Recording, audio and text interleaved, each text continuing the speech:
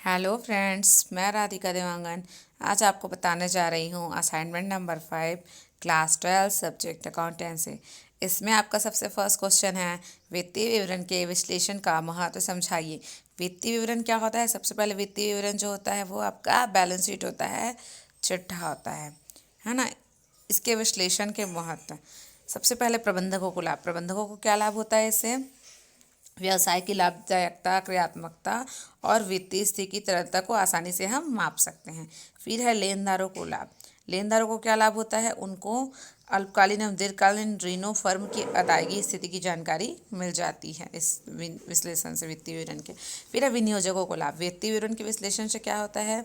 लोग पहले देखते हैं, फिर विश्लेषण करते हैं बैलेंस शीट का, फिर क्या करते हैं, इन्वेस्टर्स को अगर लगता है कि हाँ इससे हमें प्रॉफिट हो रहा है तो वो क्या करते हैं, अपने धन का वहाँ पे विनियोजन करते हैं, विनियोग करते हैं। फिर है आपका अंशधारियों को लाभ। अंशधारी भी क्या करते हैं? अंशधारी भी उसी कंपनी में अपना वो देखते हैं कि लाभदायकता स्थिति का विश्लेषण क्या करते हैं, देखते हैं, और प्राप्त होने वाले लाभांश, उनको प्राप्त होने वाले लाभांश की मात्रा का क्या करते हैं, अध्ययन करते हैं। सरकार को लाभ। सरकार को एक वित्तीय विवरण से विश्लेषण से कर निर्धारण करने में सुविधा होती है। फिर है आपका लेखांकन अनुपात क्या है? लेखांकन अनुपात क्या है? जब वित्तीय विवरण में क्या होता है, दो या दो से अधिक मदों के मध्य हम अंकगणितीय संबंध स्थापित करते हैं तो क्या वो कहलाता है? वह लेखांकन अनुपात कहलाता है। जैसे लाभ हानि खाता, आर्थिक चिट्ठा, अन्य किसी विवरणों में से लिए गए संबंध के मध्य क्या करते हैं, हम लोग संबंध स्थापित करते हैं। फिर अनुपात विश्लेषण की मुख्य सीमाएं। असत्य पहलुओं का खतरा। यदि वित्तीय विवरण में क्या है, स्वयं ही कोई चीज़ें असत्य लिखी है तो उनके आधार पर निकाले गए अनुपात भी क्या होते हैं, असत्य होते हैं।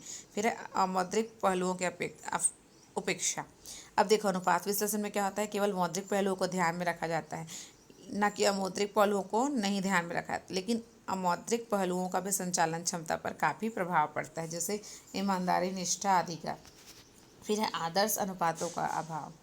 अनुपात विश्लेषण में क्या होती है, विभिन्न जो संस्थाएं होती हैं, एक ही संस्था के विभिन्न वर्षों के तुलनात्मक अध्ययन के लिए आदर्श प्रमाप का अभाव रहता है। फिर है लेखांकन की स्वाभाविक सीमाओं का प्रभावी अनुपातों की गणना सूचनाओं से करते हैं हम, ठीक है, क्योंकि अनुपात विश्लेषण में वे सब भी कमियां पाई जाती। फिर है वित्तीय विवरणों के विश्लेषण के उद्देश्य को समझाइए। सबसे पहले अर्जन क्षमता या लाभदायकता की जानकारी। वित्तीय विवरण विश्लेषण का मुख्य उद्देश्य क्या होता है कि इससे हमको वित्तीय विवरण से व्यवसाय की अर्जन क्षमता और लाभदायकता की जानकारी मिल जाती है, जिसमें होने वाले परिवर्तनों का अध्ययन भी हो जाता है। फिर है शोधन क्षमता का ज्ञान प्राप्त करना। इसमें क्या होता है, वित्तीय विवरणों की कंपनी का वित्तीय विवरणों के विश्लेषण का उद्देश्य यह ज्ञात करना भी होता है कि फर्म अपने ऋण को चुकाने में कहाँ तक भुगतान करने की स्थिति में सक्षम है, स्थिति में अथवा नहीं। फिर है इसकी जानकारी भी हो जाती है। फिर है वित्तीय सुदृढ़ता की स्थिति।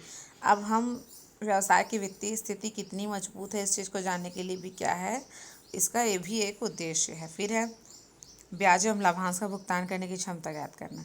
वित्तीय विवरण के विश्लेषण का एक उद्देश्य यह भी है कि ब्याज एवं लाभांश के भुगतान करने की क्षमता ज्ञात करते हैं कि ब्याज की तुलना में लाभ कितना गुना है, यदि लाभों में कुछ कमी आए तो इस स्थिति में फर्म अपने ऋणों पर ब्याज दे सकने की स्थिति में होगा या नहीं।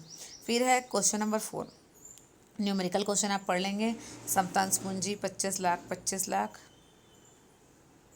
फिर आपका स्थायी संपत्ति 30 लाख, 36 लाख, संचय कोष 5 लाख, 6 लाख, विनियोग 5 लाख, दीर्घकालीन ऋण आपका है 15 लाख, चल संपत्तियाँ 15 लाख, 10 लाख, 50 हज़ार। अब देखो क्वेश्चन, सबसे पहले हम क्या लेंगे, फिक्स एसेट्स। हमको क्या करना है, कंपेयर करना है दोनों।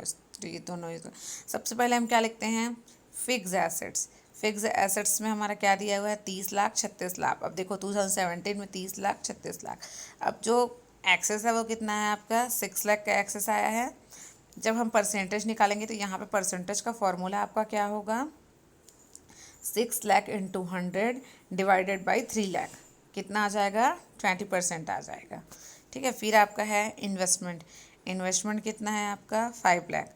5 लाख में इसमें क्या होगा, दोनों बराबर है 17 18 का, तो एक्सेस नहीं आएगा यहाँ पे। फिर आपका करेंट एसेट्स।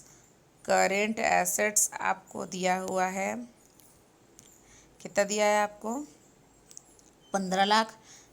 चल संपत्तियां दिया है 15 लाख और 10 लाख 50 हज़ार। वो कितना है आपका, अब एक्सेस कितना है, 4 लाख 50 हज़ार। तो यहाँ पे फॉर्मूला मैंने बताया था, आप करोगे 4 लाख 50 हज़ार इंटू 100 डिवाइडेड बाई कितना करोगे, 15 लाख। तो कितना आ जाएगा, ये 30 है आपका, है ना, 30 आ जाएगा यहाँ पे।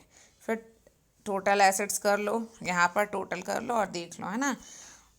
फिर है आपका, हम आ जाएंगे लायबिलिटी साइड। लायबिलिटी सबसे पहले हम लिखेंगे क्षमतांश पूंजी 25 लाख 25 लाख।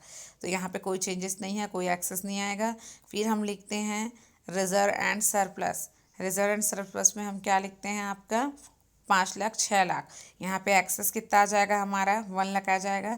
तो हमने ऊपर जैसे परसेंटेज निकाला है वैसे यहाँ पर भी हम क्या करेंगे 1 lakh into 100 divided by 5 lakh, है ना। कितना आ जाएगा 20। फिर है लॉन्ग टर्म लोन। देखो लॉन्ग टर्म लोन कितना दिया दीर्घकालीन ऋण 15 लाख 15 लाख, तो कोई एक्सेस नहीं आएगा आपका। फिर क्या बचा यहाँ पे करंट लाइबिलिटी बची हुई है 5 लाख और 5,50,000। तो यहाँ पे भी एक्सेस कितना आ जाएगा आपका 50,000। फिर वैसे ही आप इसमें परसेंटेज निकाल लोगे और टोटल कर लोगे। और यहाँ पे देखोगे अगर ये क्वेश्चन तभी सही होगा जब आपका एसेट और लाइबिलिटी साइड बराबर आया है। देखो एसेट और लाइबिलिटी बराबर आया है तो क्या है ये आपका सही है। यदि आपको कोई क्वेश्चन समझ में नहीं आएगा तो आप इस कमेंट बॉक्स पे कमेंट कर सकते हैं। और इस असाइनमेंट का सेकंड पार्ट दूसरे वीडियो में आपको मिल जाएगा। धन्यवाद।